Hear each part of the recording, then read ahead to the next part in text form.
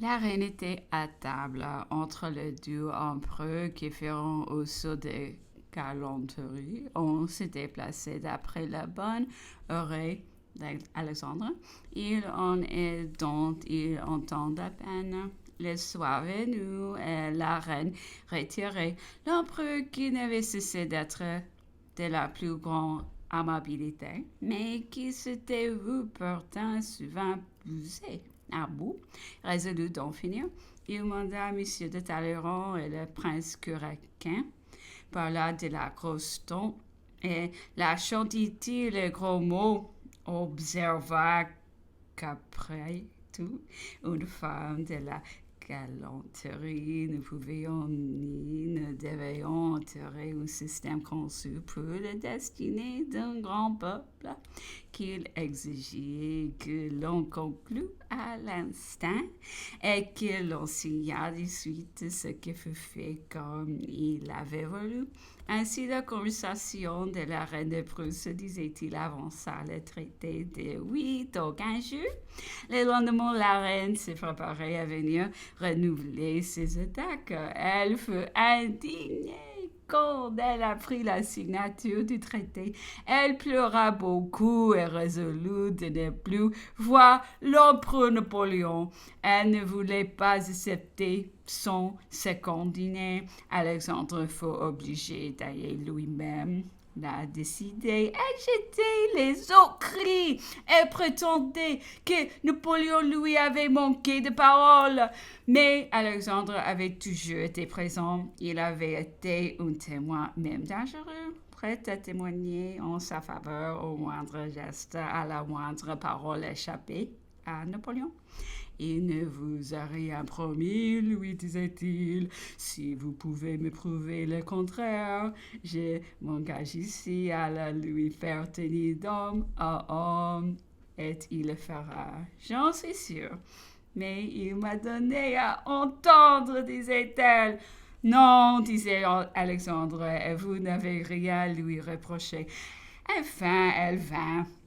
Napoléon, qui n'avait plus à se défendre, n'en fut que plus aimable pour elle. Elle joua quelques moments le rôle de coquette offensée et le dîner fini. Quand elle voulut se retirer, Napoléon la conduisant arrivé au milieu de l'escalier où il s'arrêtait et lui serra la main et lui dit avec une espèce de sentiment: est-il possible qu'ayant eu le bonheur de voir d'aussi près l'homme du siècle et de l'histoire, et ne me laisse pas la liberté et la satisfaction de pouvoir l'assurer qu'il m'a attaché pour la vie?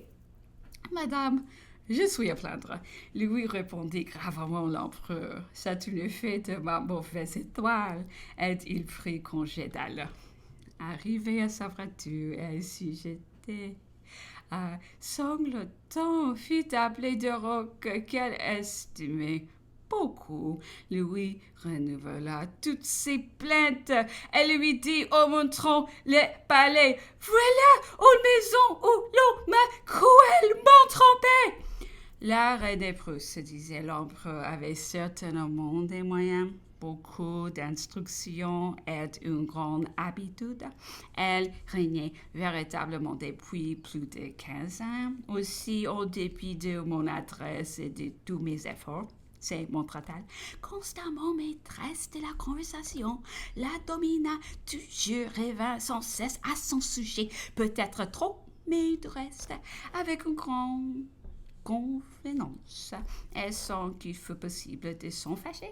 Et il est vrai de dire que l'objet était important pour elle, le temps précieux et court.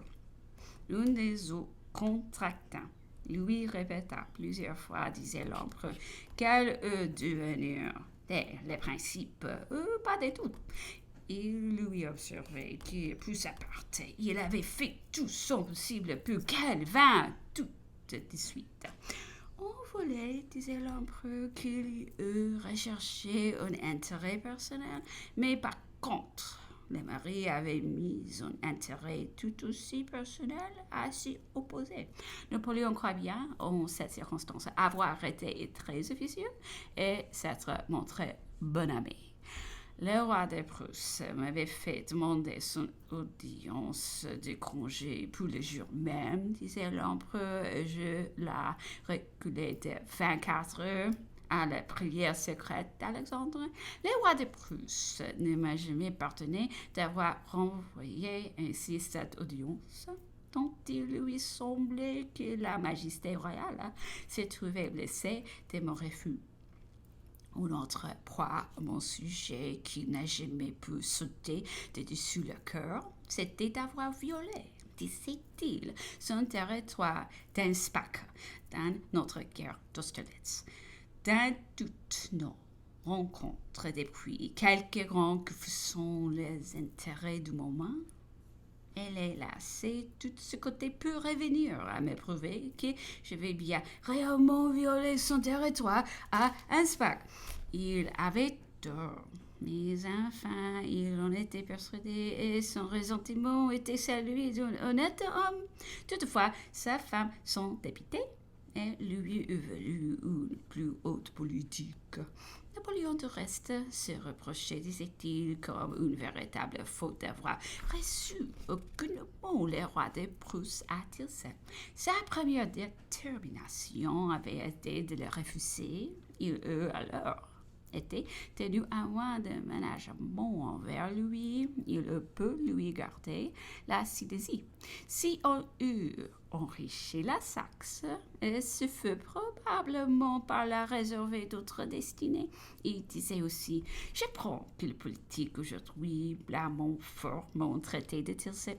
Ils ont découvert depuis mes désastres que par là, j'avais mis l'Europe à la merci des Russes, mais si j'avais réussi à Moscou, et donc c'est combien peu cela atténue, ils auraient admiré sans doute alors combien j'avais mis, au contraire, par ce traité, les Russes à la merci de l'Europe.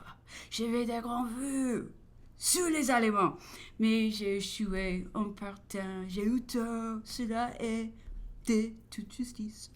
Presque tous les jours à Tilsit, les deux empereurs et les rois sortaient ensemble à cheval, mais celui-ci était toujours gauche et malheureux, disait Napoléon. Les Prussiens en souffraient visiblement. Napoléon était constamment entre les deux souverains. Oh, le roi pouvait à peine suivre ou bien heurter le gêner sans cesse Napoléon. Revenez-en! Les deux empereurs étaient d'un saut par terre et ils se prenaient par la main pour monter ensemble les escaliers. Mais comme Napoléon faisait les honneurs, il n'eût pas voulu rentrer avant d'avoir vu passer le roi. Alors il fallait l'attendre longtemps et comme il pleut souvent, il en résultait que les deux empereurs s'est mouillé à cause du roi au grand mécontentement de tous les spectateurs. Cette gaucherie ressortait d'autant plus, disait l'empereur, qu'Alexandre est plein de grâce. Elle se trouverait de niveau avec tout ce qu'il y a de plus aimable dans les salons de Paris. Celui-ci se trouvait parfois si fatigué de son compagnon que surveillant ses chagrins ou toute autre cause que nous rompions de concert la société. Pour nous délivrer plus tôt, on se séparait donc aussitôt après le dîner, sous prétexte de quelques affaires chez soi. Mais Alexandre et moi, nous nous trouvions bientôt ensuite pour prendre le thé chez l'un ou chez l'autre, et nous restions alors à causer ensemble jusqu'à minuit et au-delà. Alexandre et Napoléon se reverront quelque temps après à Erfurt et se donneront les plus grandes marques d'affection. Alexandre y proféra hautement les sentiments d'une amitié tendre et d'une admiration véritable.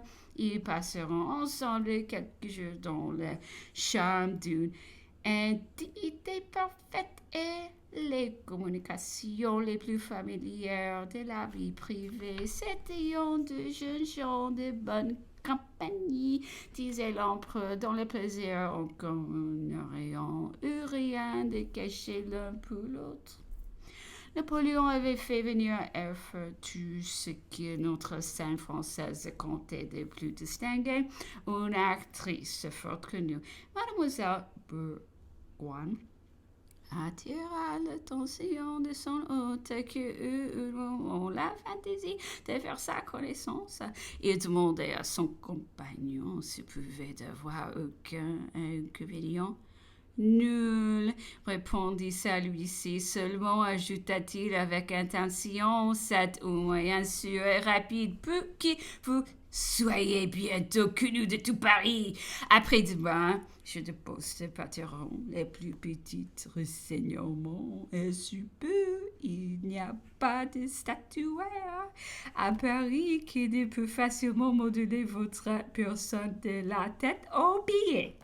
Les dangers d'une telle publicité calma sur le champ leur tournescente, car le supérant disait Napoléon se montrait fort circonspect sur cet article, et sans doute observait-il gaiement par la crainte de l'adage connu quand le masque tombait, l'héros s'évanouit.